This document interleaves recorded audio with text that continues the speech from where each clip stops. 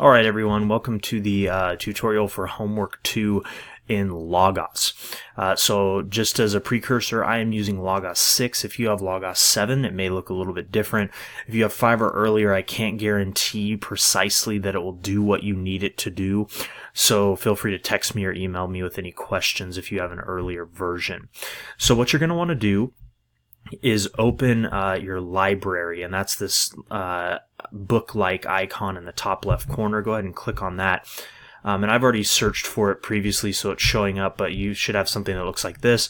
Type in ESV, and that should bring up your English Standard Version, and go ahead and click on that, which will bring you to the text. I'm going to go ahead and make this bigger by dragging it over to the left. Those are things called zones, and we'll talk a little bit more about that later on in the course. So what you want to do is go to this icon here that says Inline Interlinear. Click on that and click the inline, and it'll open up a bunch of options. Now, the part that you want is not necessarily the strong number, so if that is there, go ahead and unclick that.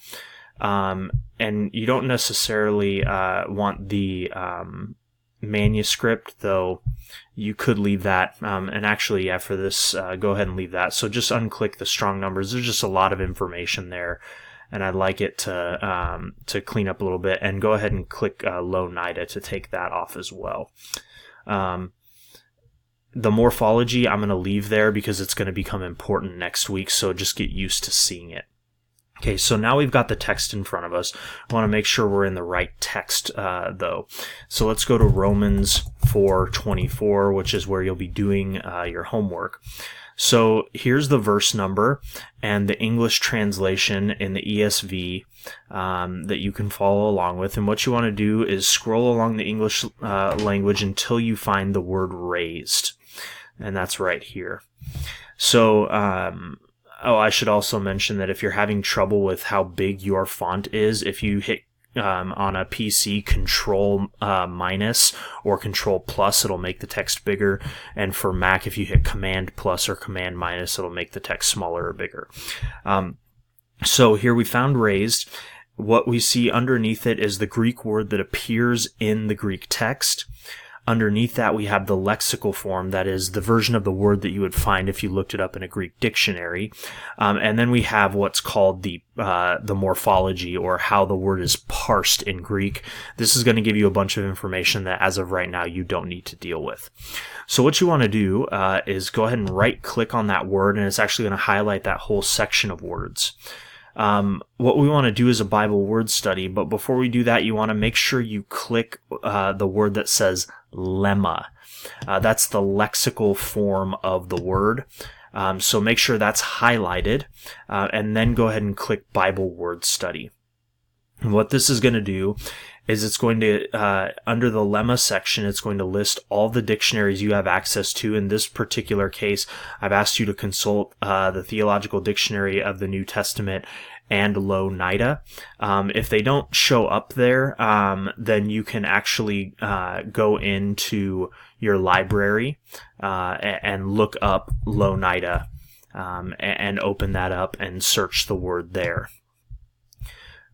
Or in this case, you can just click more, and for me, it opens up Low NIDA and tells me the definitions.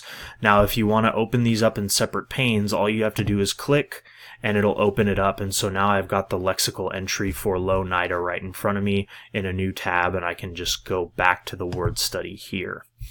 Okay, so once I get my information from there for question 1, I'll go ahead and collapse that tab, and then I'm going to, sorry, my thing closed there.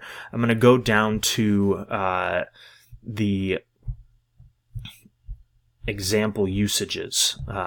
So if at any time I'm showing you something here, like for instance where it says example uses, and you don't have that, if you go up to the add arrow here, there will be a list of things that you can add or subtract from this module.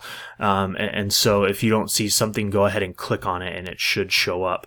The other thing we're going to want here in a second is possibly the grammatical relationships. So what I've asked you to do is look to see where else this word occurs with referring to Jesus's resurrection, and what the voice of the verb is in each of those cases. So if you go down to grammatical relationships, you'll see with subject, and then it'll give you a list of the words that function as the subject for this verb. In this case, we want to see the examples of Christ. And so then what you'll do is you'll need to look through this list and see how the verb is conjugated, especially the voice of the verb in each of these instances, and that's what you'll be working with for this assignment. There's a lot more that you can do with this. I encourage you to poke around with it after you finish your assignment. If you have any questions, make sure to send me a message. Until then, I will see you on the discussion boards.